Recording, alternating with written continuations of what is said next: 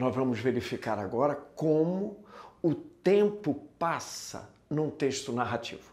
Muito importante para a gente. Não deixe de tirar a cópia da aula, não deixe de fazer a interpretação do texto que vamos discutir aqui hoje e, sobretudo, não deixe de fazer a teoria, não deixe de estudar a teoria para que você possa ir progredindo nos dois campos, no conhecimento teórico e na aplicação prática. Já sabe, qualquer defeito, qualquer problema, entre em contato com a gente. Nós utilizamos o texto para os nossos objetivos.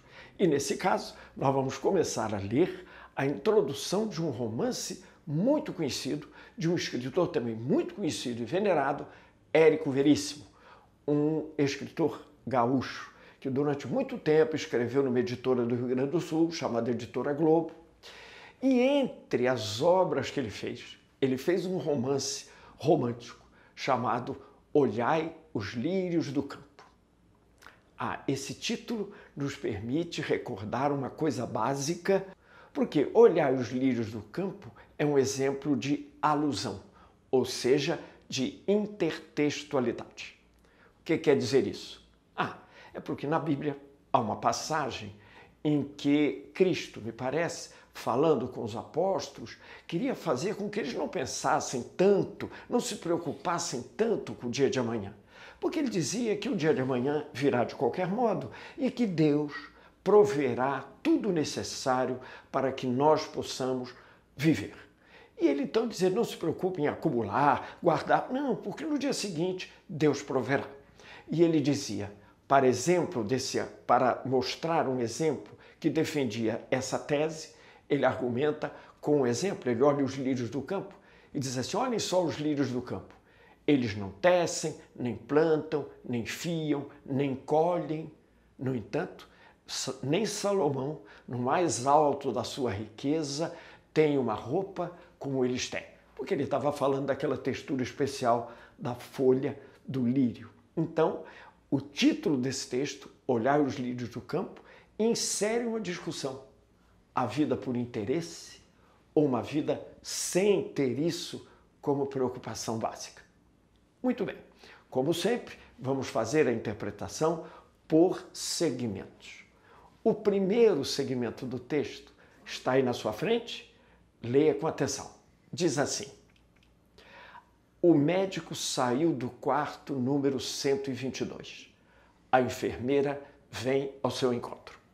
Todo texto narrativo tem alguns elementos básicos. Quais são os elementos básicos que já estão nesse primeiro segmento? Primeiro, personagens, o médico e a enfermeira.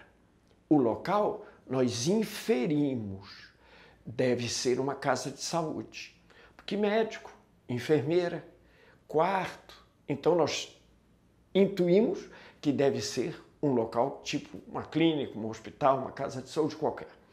O quando nós não temos, não há indicação aí de quando essa história ocorreu. E temos fatos. Ele sai do quarto, a enfermeira vai ao encontro dele. Mas eu queria retomar uma informação que acabo de dizer.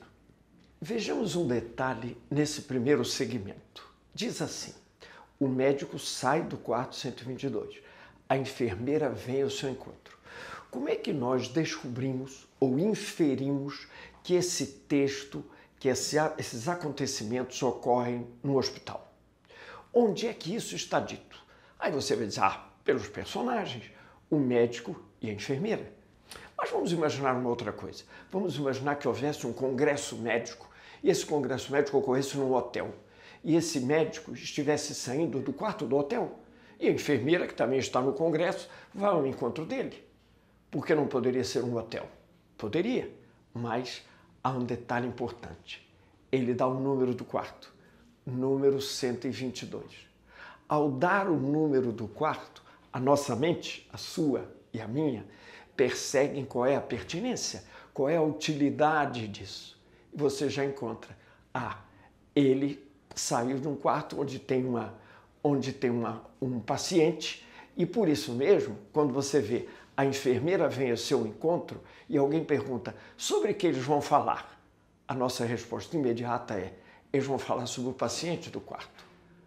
Mas onde é que está dito isso? No número do quarto. Tudo isso é uma construção.